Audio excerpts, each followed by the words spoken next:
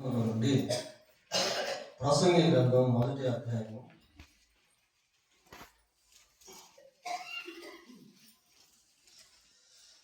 9-10 వచనాలు చదువుకుందాం.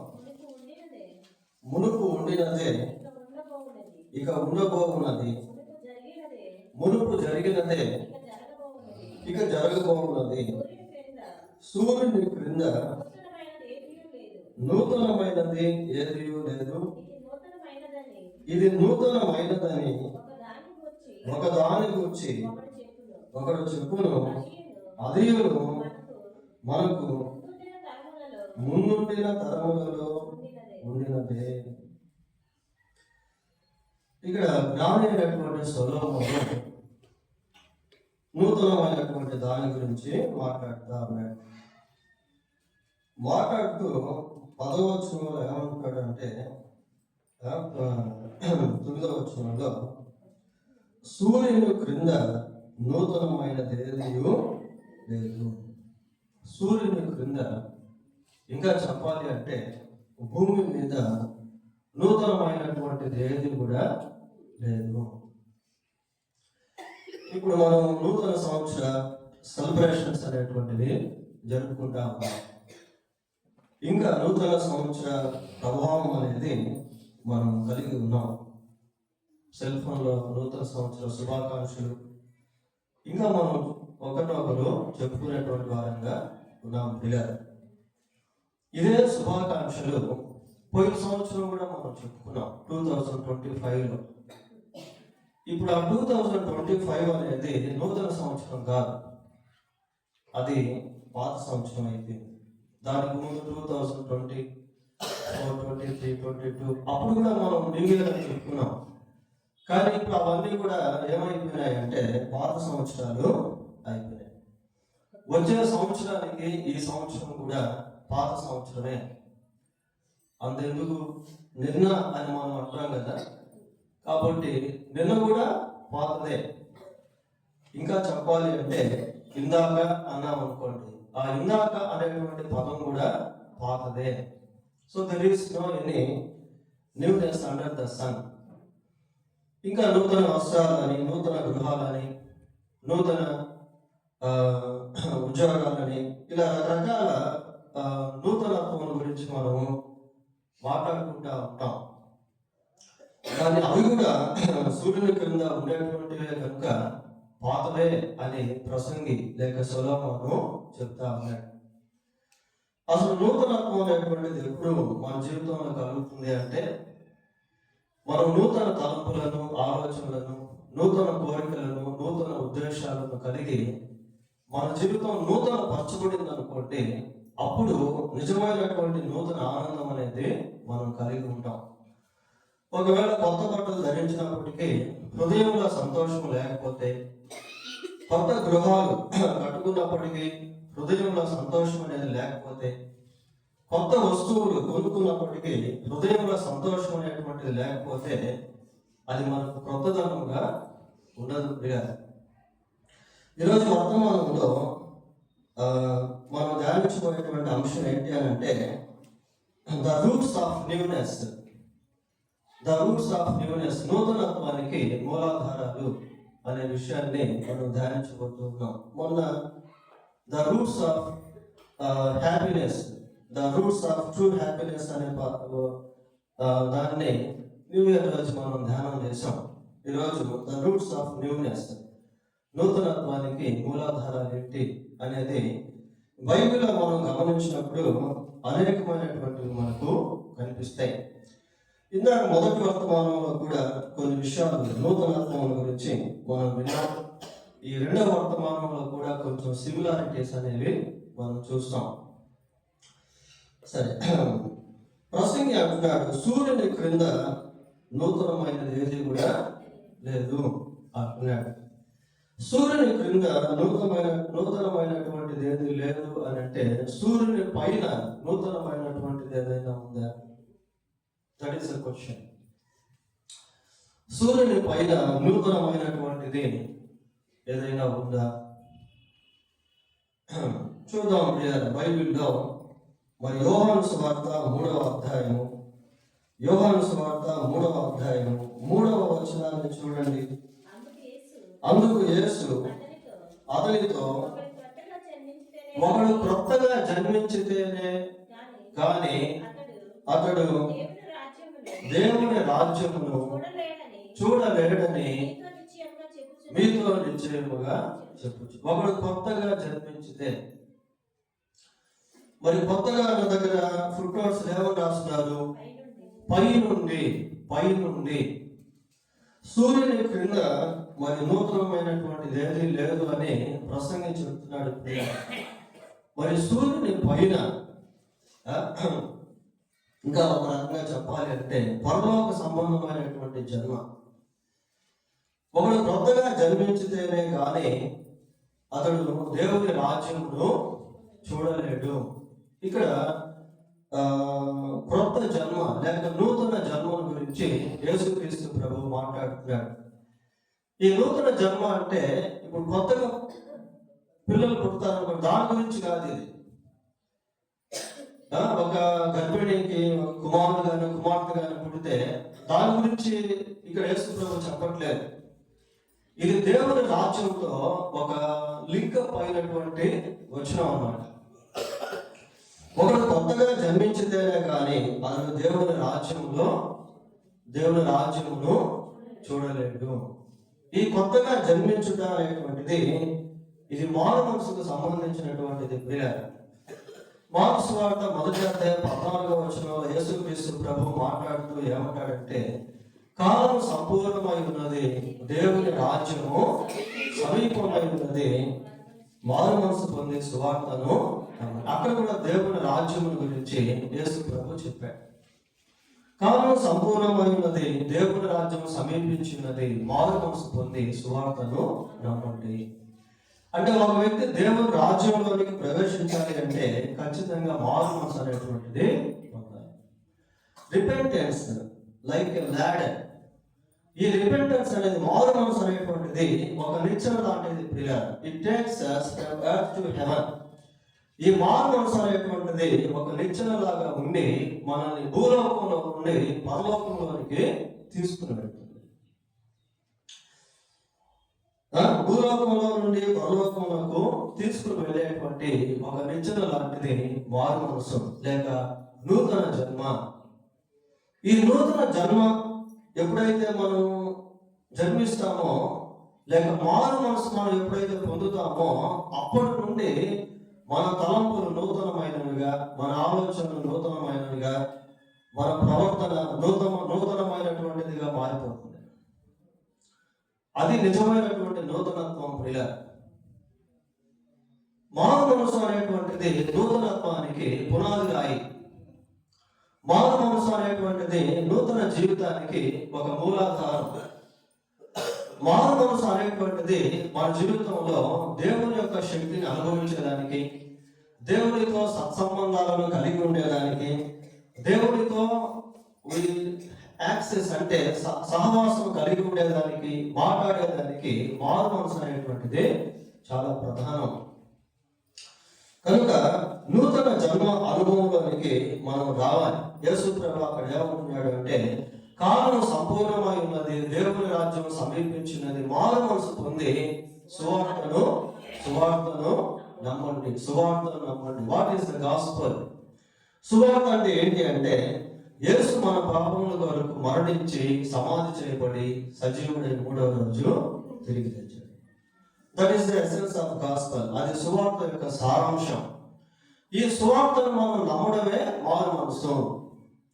నేను పాపిని, యేసు నా పాపముల కొరకు శిలువలో రక్తం చెందించాడు, నేను ఆయన ముందు విశ్వాసం ఉంచడం వల్ల పాప క్షమాపణ పొందుతాను, ఆ నిత్య నరకమును తప్పించుకొని దేవుని యొక్క రాజ్యంలోని ప్రవేశిస్తాను, నాలో ఒక ఆత్మ అనేది ఉంది, ఆత్మకు మరణం అనేటువంటిది లేదు, కాబట్టి నేను ఖచ్చితంగా యేసు ప్రభువును నమ్ముకొని నా ఆత్మను ఆ నరకం నుండి రక్షించుకుంటాను, దేవుని రాజ్యంలోని ప్రవేశిస్తాను అనే గ్రహింపు ఈ మారు మనసులో దాగి. యేసు ప్రభు నా పాపముల కొరకు మరణించి ఆయన సమాధి చేయబడి సజీవుడై 3వ రోజు తిరిగి లేచాడు, ఆయన ద్వారానే నాకు పాప క్షమాపణ అన్న గ్రహింపు కలిగి మరి బాప్తిసం తీసుకోవడమే మారు మనసు అనేది మనం గుర్తుపెట్టుకోవాలి పిల్లలు. ఒకవేళ నీవు ఇంకా మారు మనసు పొందకపోతే ఈ సంవత్సరంలోనైనా మారు మనసు పొంది బాప్తిసం తీసుకున్నట్లయితే you will come to the new Born experience. అప్పుడు నీవు రీబర్త్ ఎక్స్పీరియన్స్, అప్పుడు నీవు నూతన జన్మ అనుభవంలోనికి లేక తిరిగి జన్మించేటువంటి అనుభవంలోనికి వస్తావు. ఎప్పుడైతే నీవు తిరిగి జన్మించేటువంటి అనుభవంలోనికి వస్తావో అప్పటి నుండి you will become a new man. నీవు ఒక నూతన మనిషిగా మారిపోతావు. అంతకుముందు నిన్ను చూసినటువంటి వాళ్ళు, నీతో పాటు తిరిగినటువంటి వాళ్ళు, నీతో మాట్లాడినటువంటి వాళ్ళు, నీతో సహవాసం చేసినటువంటి వాళ్ళు నీలో ఒక నూతన వ్యక్తిని చూడడం ప్రారంభిస్తారు. కనుక repentance is a foundation of newness. కనుక నూతనత్వానికి పునాది మారు మనసు అన్న సత్యాన్ని మొదటిగా మనము గుర్తుపెట్టుకోవాలి. తర్వాత రెండవదిగా 5 విషయాలు చెప్పి ముగిస్తాను. తర్వాత రెండవదిగా కొరింథీయులకు రాసిన 2వ పత్రిక 5వ అధ్యాయము, కొరింథీయులకు రాసిన 2వ పత్రిక 5వ అధ్యాయము 17వ వచనం చూడండి. ఎవడైనాను క్రీస్తునందు ఉన్నట్లా వాడు నూతన సృష్టి, పాతవి గతించెను, ఇదిగో క్రొత్తవాయెను. ఎవడైనా క్రీస్తునందు ఉన్నట్లా వాడు నూతన సృష్టి, he is the new creation. క్రీస్తునందు నిలిచి ఉండడం ప్రియ, క్రీస్తునందు విశ్వాసం ఉంచి ఆయనలో నిలిచి ఉండడం. ఇప్పుడు మనం చెట్లను చూస్తాం కదా, ద్రాక్ష చెట్టు కానీ చెట్టు, ఇట్లా చెట్లను చూసినప్పుడు ఆ చెట్లలో నుంచి అవి ఎదిగే కొద్దీ కొత్త కొత్త తీగలు అనేటువంటివి బయటకు వస్తూ ఉంటాయి. ఆ తీగల్లో నుంచి పువ్వులు వస్తూ ఉంటాయి, ఆ పువ్వుల్లో నుంచి ఫలములు అనేవి వస్తూ ఉంటాయి. మనం ఎప్పుడైతే యేసు క్రీస్తులో నిలిచి ఉంటామో ఫలించేటువంటి వారంగా మారుతాం. ఒక నూతనత్వం అనేటువంటిది మనలో కలుగుతుంది. అలా స్వాభావికముగా నూతనత్వం ప్రియ, స్వాభావికమైనటువంటి మార్పు. ఎవరైనా క్రీస్తునందు ఉన్నాడలా వాడు నూతన సృష్టి. నూతన సృష్టి అనేటువంటి ఇదిగో పాతవి గతించను, సమస్తము నూతనమైన. పాతవి గతించను. పాతవి గతించకపోతే క్రొత్తదనంలోనికి మనం రాలేము. పాతది గతించకపోయినట్లయితే కొత్త సంవత్సరంలో కూడా పాతవి మన జీవితంలో పనిచేస్తూ ఉంటాయి పిల్లలు. ఇక్కడ స్వాభావికమైనటువంటి మార్పుల గురించి మనం చూడవచ్చు. తిమోతికి రాసిన మొదటి పత్రిక 1వ అధ్యాయము 12వ వచనం చదువుకుందాం. పూర్వము దూషకుడను, హింసకుడను, హానికరుడనైన నన్ను, చాలు పూర్వము అంటున్నాడు, అంటే మునుపు, క్రీస్తునందు ఉండక మునుపు. పూర్వము హింసకుడను, దూషకుడను, హానికరుడను అంటున్నాడు. అంటే పౌలు అదేదో ఒక తగ్గింపు మాటలు కాదవి. తగ్గించుకునే ఉద్దేశంతో నేను హింసకుడను, నేను దూషకుడను, నేను పాపిని అనట్లేదు పిల్లల. అది అతని యొక్క that was his true colors before come to the Christ. క్రీస్తు ప్రభు దగ్గరికి రాకముందు అది ఆయన యొక్క జీవితం. పౌలు ఎలా ఉన్నాడట? పూర్వము హింసకుడను, దూషకుడను, హానికరుడను అంటున్నాడు. అది ఆయన జీవితం. ఆ హింసించేటువంటి సమయంలో, దూషించేటువంటి సమయంలో, హాని చేసేటువంటి సమయంలో పౌలులో ఒక క్రూరత్వం అనేటువంటిది కనిపిస్తా ఉంది ప్రియ.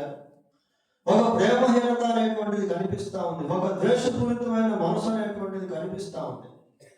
ఇప్పుడు ఏమైపోయాడంటే క్రీస్తునందు వచ్చేసాడు. హి became a new creation in Christ.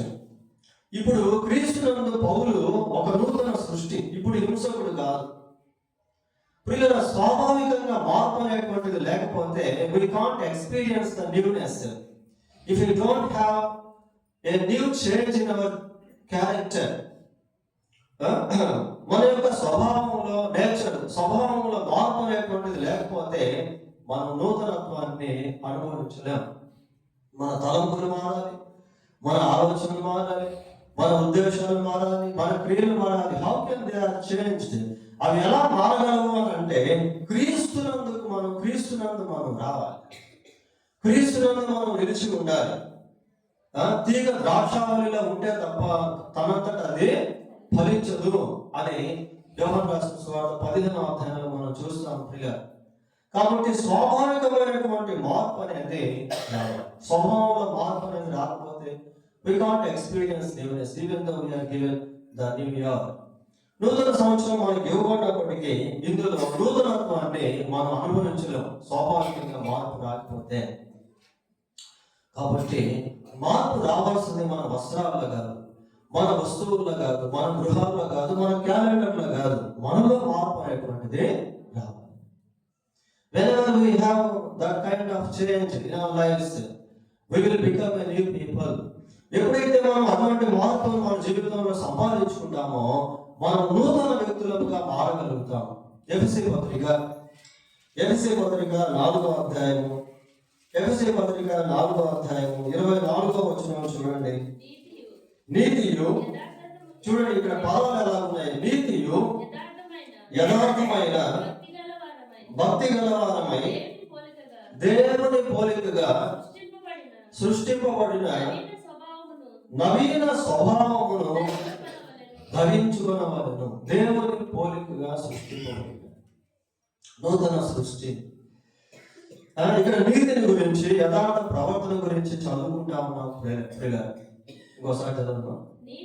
నీతియు యథార్థమైన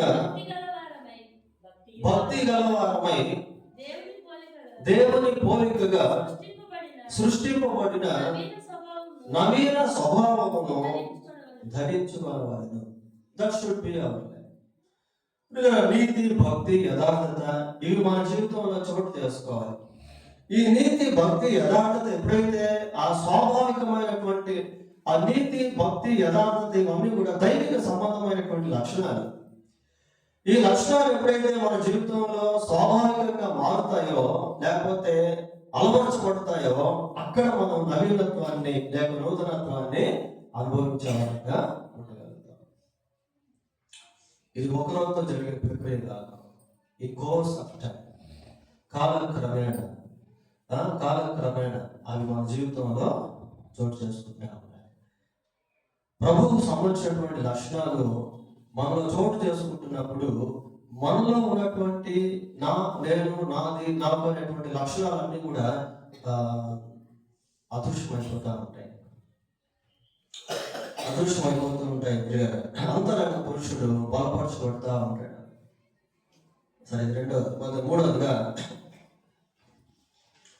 మూడవదిగా కొరింథీయులకు రాసిన మొదటి పత్రిక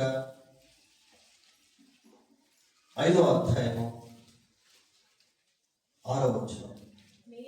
మీరు మంచిది కాదు, పులిసిన పిండి కొంచెమైనను ముద్దంతయు పులిగా చేయునని మీరు ఎరుగురా. ఇక్కడ సందర్భం ఏంటి అంటే, సంఘంలో పులిసిన పిండి కొంచెం ఉంటే మిగతా వాళ్ళు కూడా పాడైపోతారు. అది కాంటెక్స్ట్ అన్నమాట. మొదటి వచనంలో మనం గమనిస్తే ఏమన్నా మొదటి వచనం, మీలో జాగ్రత్త ఉందని వదంతి కలదు. చాలు, అటువంటి వారిని మీరు వెలివేయలేదు. కాబట్టి అట్లాంటి వారు సంఘంలో ఉంటే మిగతా వాళ్ళు కూడా పాడైపోతారు. కాబట్టి పులిసిన పిండి కొంచెం ఉంటే ముద్దంతా కూడా పాడైపోతారు, పులిసిపోతారు. అది కాంటెక్స్ట్ సందర్భం. అది సరే, దాని రెండో భాగంలోనికి మనం అన్వయించుకుందాం. చదవండి. మీరు పులిపిండి లేనివారు కనుక క్రొత్త ముద్ద అవుటకై ఆ పాతదైన పులిపిండిని తీసి పారవేయండి. ఇది కూడా పై భాగం నేను చెప్పాను కదా, దానికి సంబంధించింది. చదవండి.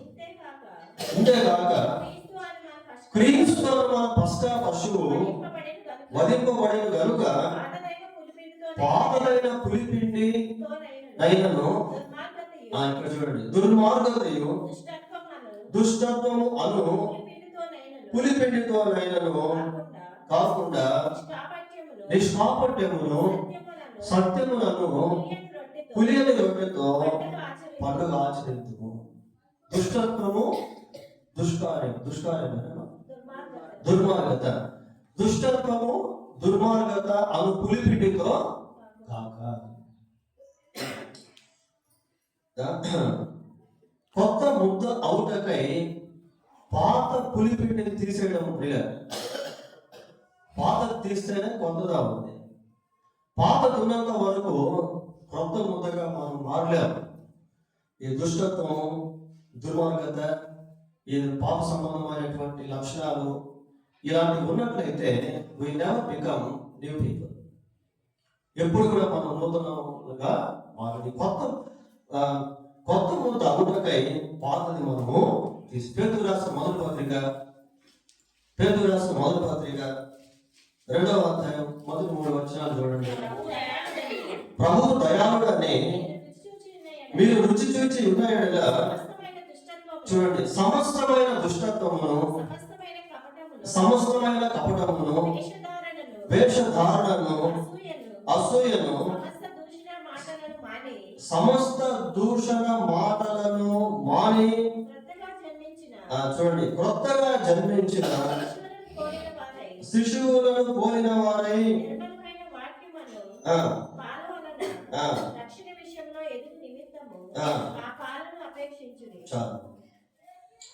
ఇక్కడ ఏమని చూస్తున్నాము అంటే, సమస్తమైన దుష్టత్వమును, సమస్తమైన కపటమును, వేషధారణను, అసూయను, సమస్త దూషణ మాటలను మాని ప్రభు దయాళుడని రుచి చూసాము, కానీ ఇవి మానట్లేదు ప్రియులారా. కొద్దిమందికి మారు మనసు పొందారు కావనట్లేదు, కానీ మానవలసిన మానట్లే.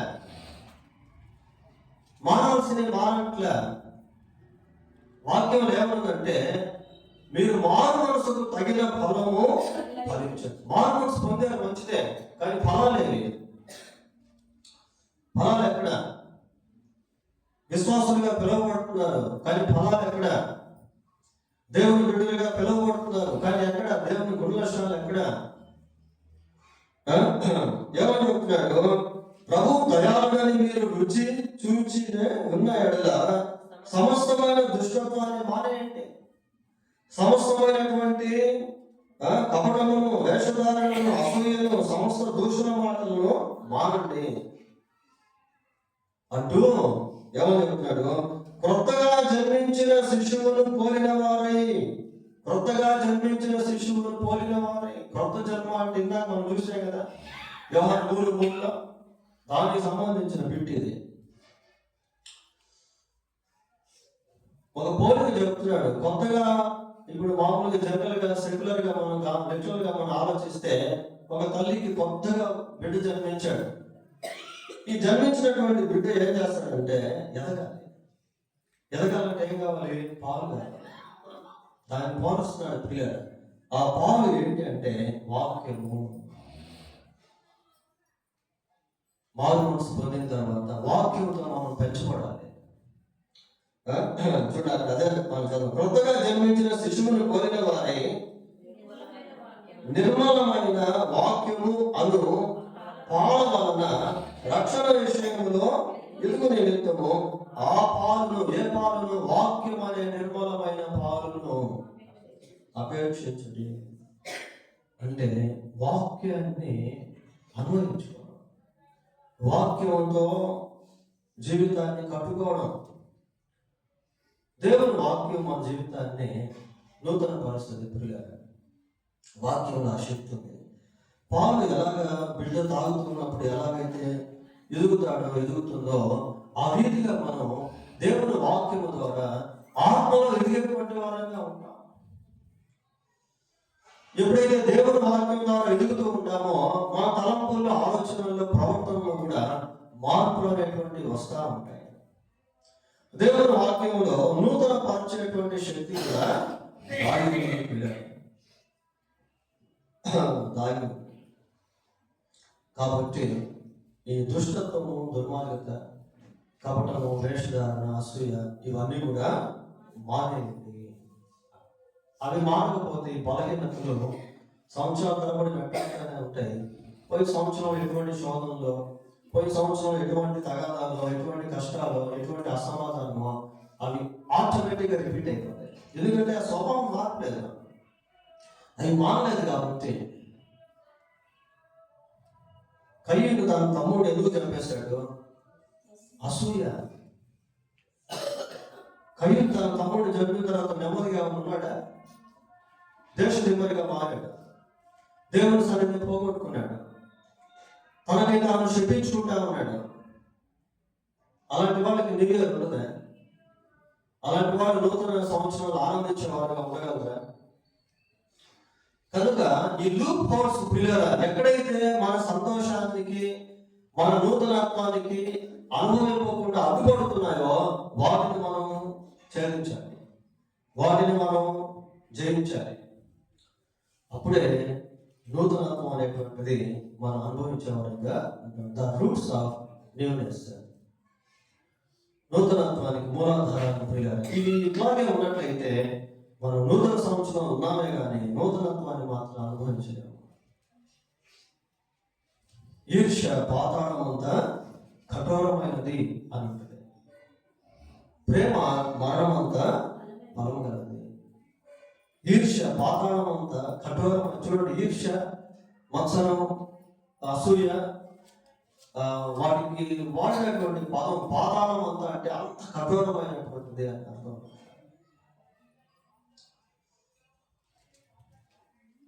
మత్సరం ఎముకలకు గుళ్ళు అని. కనుక we have to eradicate this kind of evil things by the assistance of God. దేవుని సహాయంతో ఇటువంటి ఈ చెడు సంబంధమైనటువంటి వాటిని మనము నిర్మూలించుకోవాలి.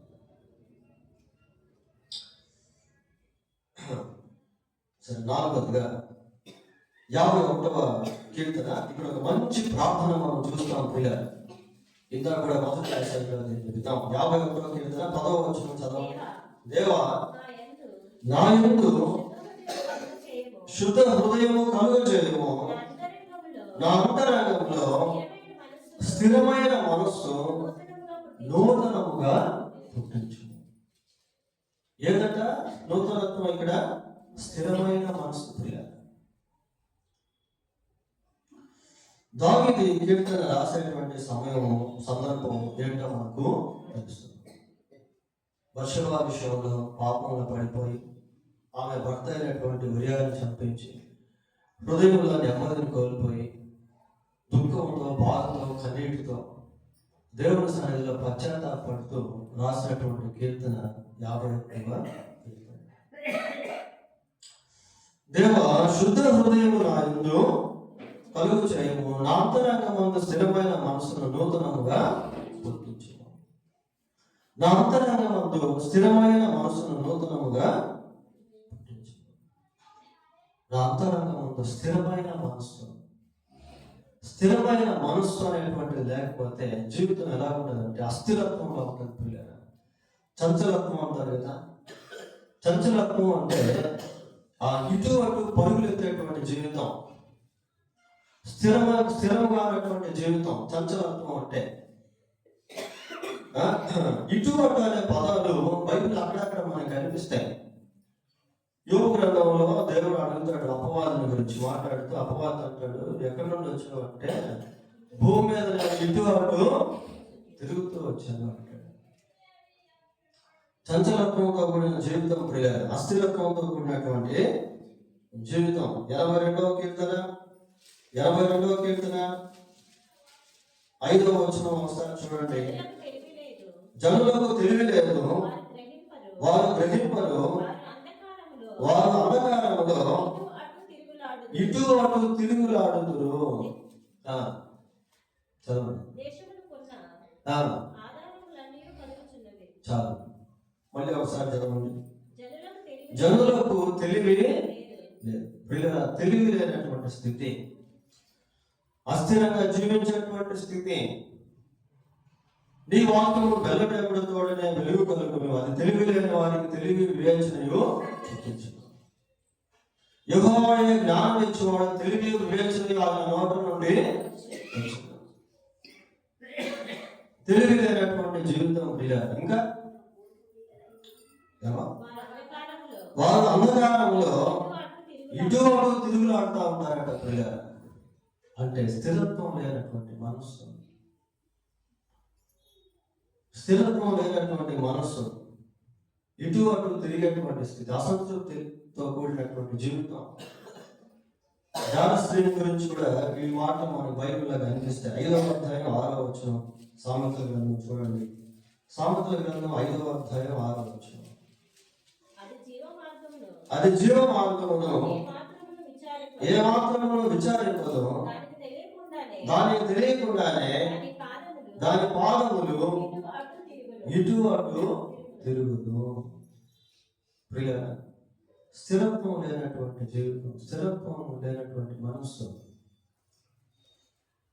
ఈ అస్థిరత్వం అనేటువంటిది కూడా ఏం చేస్తుందంటే మనలో నెమ్మది లేకుండా చేస్తుంది, మనలో గలిబిలిని పుట్టిస్తుంది, కలవరాలను పుట్టిస్తుంది, ఆందోళన పుట్టిస్తుంది, ఏం చేయాలో అర్థం కాని పరిస్థితులను నెట్టేస్తుంది. వివిధ రకాలుగా ఇది పనిచేయడం అనేటువంటిది జరుగుతుంది. ప్రియులారా, దావీదు అంటున్నాడు, ఏమన్నాడంటే నా అంతరంగంలో స్థిరమైన మనసు నూతనంగా, స్థిరమైన మనసు నాకు ఇవ్వండి. ఇలాగ మనం ప్రార్థన చేయాలి ప్రియులారా. ప్రతిదానికి ప్రార్థనే పరిష్కారం, ప్రతి బలహీనతకు ప్రార్థనే పరిష్కారం.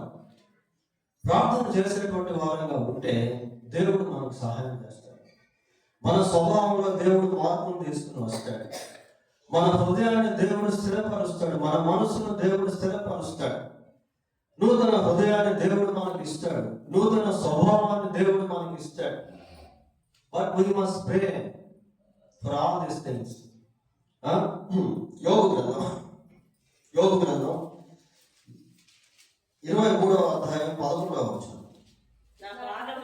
నా పాదములు, ఇక్కడ చూడండి అసలు ఎట్లా ఉంది వచనం. నా పాదములు ఆయన అడుగు జాడలు విడువక నడిచినవి. చూడండి ఎంతమంది సాక్ష్యం. నా పాదములు ఆయన అడుగు జాడలు విడువక నడిచినవి, నేను ఇటు అటు తొలగక ఆయన మార్గమును అనుసరించింది. దేవుని మార్గమును మనం అనుసరించే వారంగా ఉన్నట్లయితే మనం పక్కకు దొరికేటువంటి వారంగా ఉంటాం. చూడండి, కొన్నిసార్లు మనం సులభంగా ఊరికే కొన్ని విషయాల్లో జారిపోతా ఉంటాం, పడిపోతా ఉంటాం.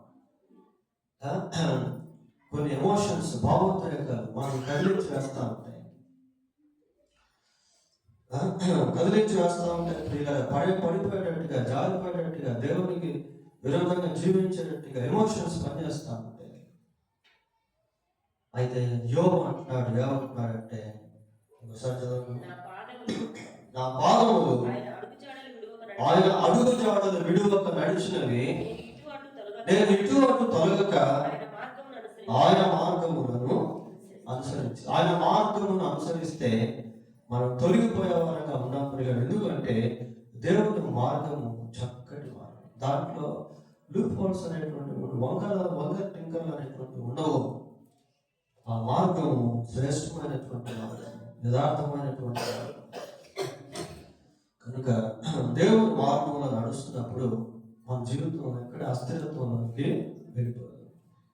దేవుడు కృప చూపిస్తాడు పిల్లలు.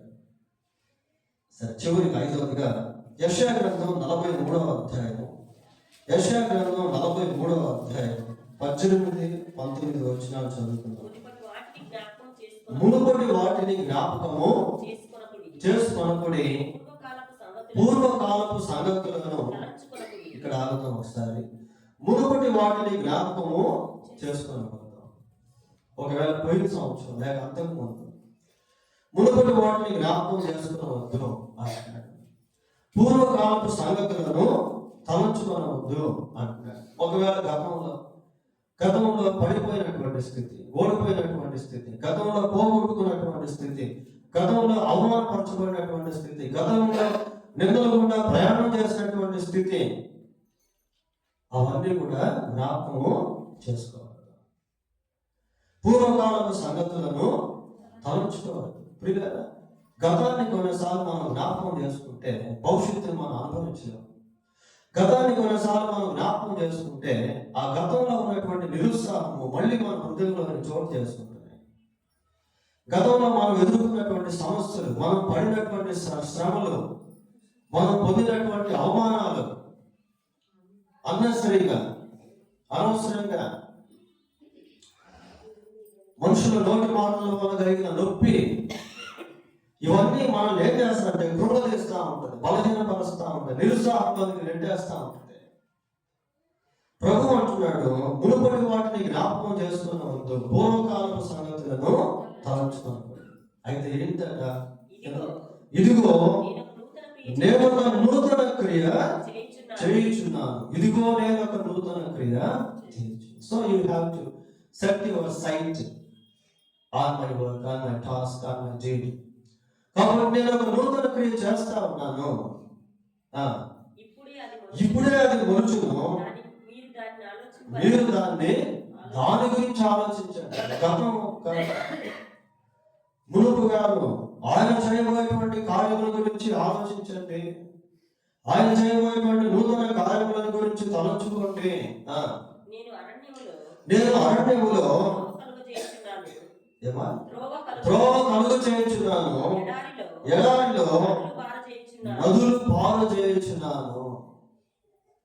అరణ్యములో త్రోవ కలుగు చేయించున్నాను అంటున్నాడు. గాడ్ విల్ షో ఎ వే. దేవుడు నీకు ఒక త్రోవను చూపిస్తాడు, నీవు నడవలసినటువంటి మార్గాన్ని నీకు బోధిస్తాడు. ప్రియ, అరణ్యంలో త్రోవ కలుగు చేయించున్నాను, ఎడారిలో నదులు పాలు చేయించున్నాను. ఎడారిలో అసలు నీళ్ళే ఉండవు, కానీ దేవునికి అసాధ్యమైన ఏది కూడా లేదు. ప్రియ, నేను ఆ మధ్యకాలంలో గుంటూరు ప్రాంతంలో ఒక సబ్జెక్ట్ టీచ్ చేసేదానికి వెళ్ళాను. వెళ్తే అక్కడ కొద్దిమంది స్టూడెంట్స్ ఉన్నారు. వాళ్ళలో ఒక యవనస్తున్నారు, ఆమె డాక్టర్గా పనిచేస్తూ ఉండేది. చాలా వయసు వచ్చింది కానీ వివాహం కాలేదు, చాలా కుమిలిపోయింది. అలాంటి స్థితిలో ఆమె బాగా ప్రేమించిన వాళ్ళ నాన్నగారు చనిపోయారు. చనిపోయేసరికి ఈ పరిస్థితి ఏమైపోయిందంటే ఇంకా భయంకరమైనటువంటి నిరుత్సాహంలో వెళ్ళిపోయింది. అన్నారు పెళ్ళిగానే, వయసు బాగా వెళ్ళిపోయింది. నేను కూడా కొన్నిసార్లు కోసం ప్రార్థన చేసి సంబంధాలు ఏదైనా మంచిగా దొరికితే చూద్దామని కూడా అనుకున్నాను. ఆ కోసం భారంగా ప్రార్థన చేశాను. ఒకరోజు మేము బయట ఉన్నప్పుడు నాకు ఫోన్ వచ్చింది. ఫోన్ వచ్చి ఏమంటే, సార్ నాకు వివాహం కుదిరింది సార్. నాకు అసలు ఎట్లా ఉందంటే చాలా సంతోషం అనిపించింది, చాలా సంతోషం అనిపించింది. వయసు ఏజ్ భారీ అయిపోయింది, ఉన్న తండ్రి చనిపోయారు, మొదటి వాళ్ళ డాక్టరే. మన క్లాస్ చాలా మంచిది, ఆమె అమరత్వం క్లాస్ పంచింది. తర్వాత యాచన ఆమె ఏం చేసేదంటే పీడిఎఫ్ ఫార్మాట్లో వచ్చి చాలా మందికి పంపిస్తారు యాచన బుక్. ఆమె మ్యారేజ్ అయింది, ఇప్పుడు చాలా హ్యాపీగా ఉంది. పిల్లలు నిజంగా ఆమె గురించి ఆలోచన చేసినప్పుడు నా మటుకు నేను ఎంతో సంతోషం అనిపిస్తుంది. ఇంకా మన సంఘంలో కొద్ది మంది కోసం అటువంటి భారంతో ప్రార్థన చేస్తాం. వివాహాల విషయంలో, గర్భాల విషయంలో దేవుడు అది ఇచ్చినప్పుడు మా హృదయం గొప్ప సంతోషంతో వీళ్ళు ఇక్కడ ఏమని చదువుతున్నాము అంటే, ఎడారిలో ఏం చేస్తాడట, నదులు పాలు చేస్తాడట. ప్రియుల, అది దేవుడికి ఒక్కటే సాధ్యమైంది, మనుషులకు అసాధ్యం. ఎడారిలో నదులు పాలు చేస్తాడు. మూడు పాడినటువంటి జీవితాలను ఆయన చిగురింపజేస్తాడు. ఈ సంవత్సరంలో మరి దేవుడు ఎటువంటి కార్యాలు చేయబోతున్నాడో మనకు తెలియదు. అయితే ప్రభు, ఇదిగో నేను ఒక నూతన క్రియ చేయించున్నాను. 2 సార్లు ఈ వచనం మనకు వచ్చింది అంటే దాని వెనక దేవుడి ఉద్దేశం ఏదో ఉంటుంది. 2 వర్తమానాల ద్వారా దేవుడు మనతో మాట్లాడుతున్నాడు అంటే దాన్ని మనం విశ్వాసంతో స్వీకరించాలి. కాబట్టి సూర్యుని క్రింద నూతనమైనటువంటిది ఏదీ లేదు. కానీ దైవిక సంబంధమైనటువంటి జీవితంలో అంతా నూతనత్వమే. Even though we are under the sun, we will experience the newness from God. ఇలాగా మనం ఒక సూర్యుడి కింద ఉన్నప్పటికీ దేవుని యొక్క నూతనత్వాన్ని అనుభవించే వారంగా ఉండగలుగుతాం. ఇంకా చాలా విషయాలు బైబిల్లో మనకు కనబడతాయి. అయితే ఈరోజు 5 మాత్రమే మనం ధ్యానం చేసాం. దేవుడు తన వాక్యాన్ని దీవించుగాక. ప్రార్థన చేసుకుందాం. ప్రార్థన.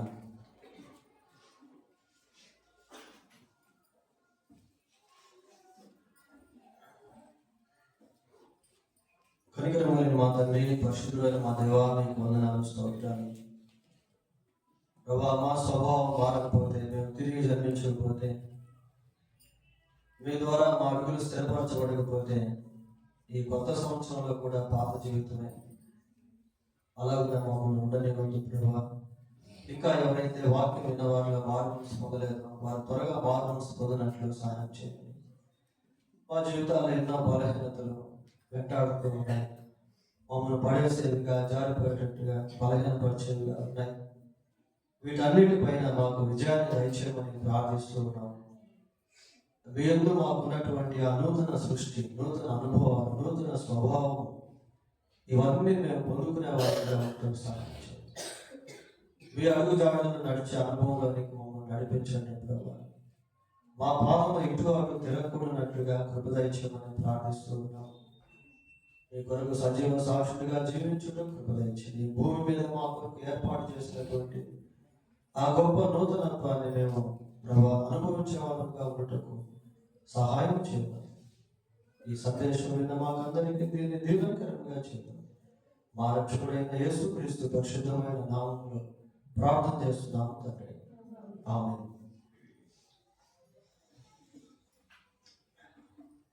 ఈరోజు మొదటి ఆదివారం కనుక మనం ప్రభు వలను కలిగి ఉన్నాం.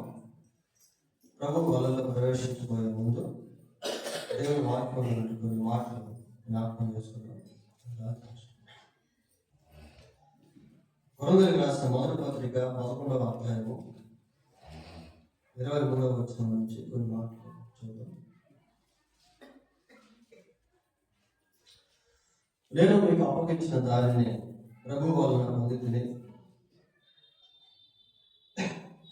ప్రభు అయిన యేసు తాను అప్పగింపబడిన రాత్రి ఒక రొట్టెను తీసుకొని ఎత్తుకొని కృతజ్ఞతాస్తుతులు చెల్లించి దాన్ని విరిచి, ఇది మీ కొరకైన నా శరీరం, నన్ను జ్ఞాపకం చేసుకుంటే దీన్ని చేయడని చెప్పాను.